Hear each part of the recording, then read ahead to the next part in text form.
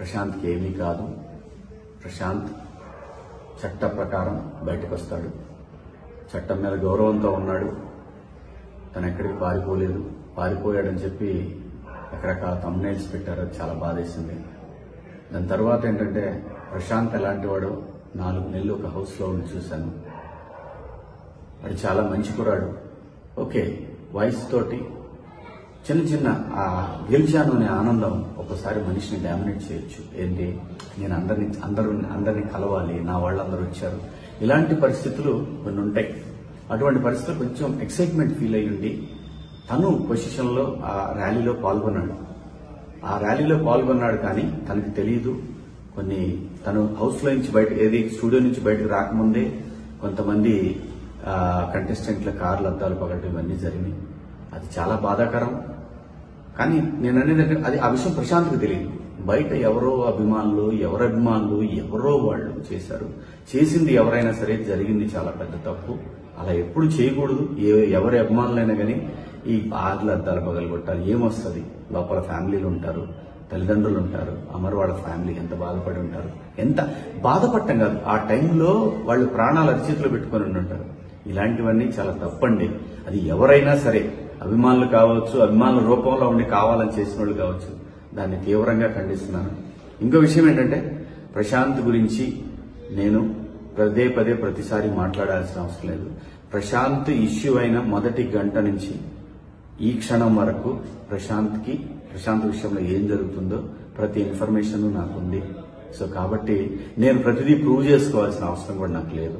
ఎందుకంటే వాడికి నేనేంటో తెలుసు, నాకు వాడేంటో తెలుసు. ప్రశాంత్ చట్టాన్ని గౌరవించే వ్యక్తి. చట్టాన్ని గౌరవించి చట్ట ప్రకారం తను బయటకు వస్తాడు.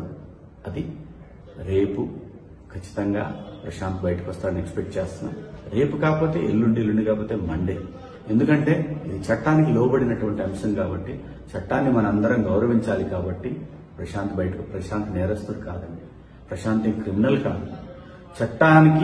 చట్టాన్ని అతిక్రమించారనే ఒక నెపం మోయబడ్డ వ్యక్తి. అది అతిక్రమించాడో లేదో గౌరవ జడ్జి గారు నిర్ణయిస్తారు. డెఫినెట్ గా ప్రశాంత్ నిర్దోషిగానే బయటకు వస్తాడు. ప్రశాంత్ గురించి మీరు ఎవ్వరు కూడా వర్రీ అవ్వాల్సిన అవసరం లేదు. వాళ్ళ నాన్నగారు, వాళ్ళ బావగారు, వాళ్ళ కుటుంబ సభ్యులు కంటిన్యూస్ గా నాతో టచ్ లో ఉన్నారు. అంతా కూడా కంట్రోల్లోనే ఉంది. ఎవరు కూడా భయపడాల్సిన పని లేదు, బాధపడాల్సిన పని లేదు. మనందరం కూడా చట్టాన్ని గౌరవించాలి, రాజ్యాంగాన్ని గౌరవించాలి. సో కాబట్టి బయటకు వచ్చి ప్రెస్ ముందుకు వచ్చి ఇంకొకటి కూడా ఆ థంబ్నెయిల్స్ అన్ని చాలా బాధాకరంగా ఉన్నాయి. దేని గురించి థంబ్నెయిల్స్ ఎందుకు అలా పెట్టుకోవాలి? మీరు చూడాలి, చూస్తే ఎంత వస్తుంది అంటే, ఒకడిని బాధ పెట్టి మన దగ్గరకు వచ్చే డబ్బుతోటి ఆనందం పొందాలంటే అది ఎంతవరకు కరెక్టో ఎవరికి వాళ్ళు ఆలోచించుకోవాలి. నేను ఎవరిని తప్పు పట్టట్లేదు.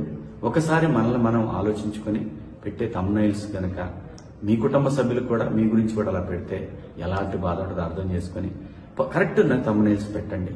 మీ ఇష్టం, పెట్టుకోండి, లేకపోతే లేదు. నా అభిప్రాయం నేను చెప్పాను. So Prashanth is safe, is fine. ప్రశాంత్ని రేపు మనం చూస్తాం బయట. ప్రశాంత్ నేరస్తుడు కాదు, ప్రశాంత్ క్రిమినల్ కాదు, ప్రశాంత్ నిందితుడు కాదు. ప్రశాంత్ ఇప్పుడు ఒక బాధితుడు. ఇదైతే ధైర్యంగా చెప్పగలను. కాకపోతే ప్రశాంత్ కోసం జరిగిన ర్యాలీలో జరిగినటువంటి అపశృతుల వల్ల ప్రశాంత్ ఇబ్బంది పడుతున్నాడు. ఇది భవిష్యత్తులో కూడా ఎలాంటి పునరావృతం కాకుండా ప్రతి వాళ్ళు, అభిమానులైనటువంటి వాళ్ళు ఆలోచిస్తారని ఆశిస్తూ, సో ఈ 3 రోజుల నుంచి కూడా నేను నిజంగా హౌస్ నుంచి వచ్చాను కాబట్టి ఇంకా అది మా మైండ్లో నుంచి పోలేదు. మీకు ఎవరికి అర్థం కాదు. కొంచెం ఆ ఇది ఉంటుంది. నేను తట్టుకున్నాను, కానీ ఆ వయసుకి ఆ పిల్లలు తట్టుకోలేరు కాబట్టి కొన్ని ఆ ఇబ్బందులు కూడా ఉన్నాయి. సహృదయంతో మీరు అందరూ అర్థం చేసుకుంటారు. నిన్ననే యావర్ని కలిశాను. మొన్న నైట్ యావర్ని కలిశాను. కలిసింది ప్రతిదీ చూపించుకోవాల్సిన అవసరం లేదండి. చూపించాల్సిన అవసరం లేదు. ప్రతిదీ మనం ఇప్పుడు హౌస్లో ఒక గేమ్ కోసం వెళ్ళాం, అక్కడ స్నేహితులు అయ్యాం. ప్రతి విషయంలోనే ఇన్వాల్వ్ అవుతారని ఆశించడం కూడా అది కరెక్ట్ కాదు. కానీ ఒక మనిషికి ఇబ్బంది అయినప్పుడు వాడు నా మిత్రుడైనా కాకపోయినా సరే కాజ్ జెన్యున్ గా ఉంటే నేను శివాజీ అక్కడ ఉంటాడు. సో దాని గురించి అందరూ ప్రశాంతంగా ఉండండి. Prashant is safe, you're fine. ఎందుకంటే వాళ్ళిద్దరూ నాకు బిడ్డలు లాంటి వాళ్ళు. ఖచ్చితంగా మా స్నేహం కలకాలం ఉంటుందని నేను ఎక్స్పెక్ట్ చేస్తున్నాను.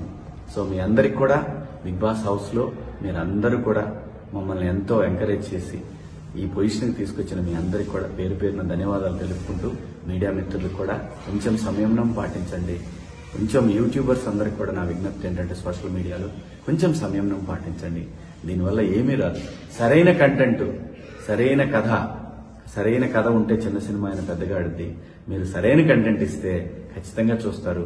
థంబ్నెయిల్ ఒకటి ఉండి వీడియో కంటెంట్ ఇంకోటి ఉంటే చూస్తారు, క్లిక్ వస్తుంది. కానీ అది రన్ అవ్వకపోతే మీకు కూడా ఏం ఉపయోగం ఉండదు. ప్లీజ్ దయచేసి కొంచెం సంయమనం పాటించండి. మీ ఇంట్లో వాళ్ళు కూడా ఇలాగే ఇబ్బంది పడతారు కదా. సో దయచేసి అందరం బాగుండాలి, అందులో మనం కూడా ఉండాలి అని అనుకుంటే అందరం బాగుంటాం.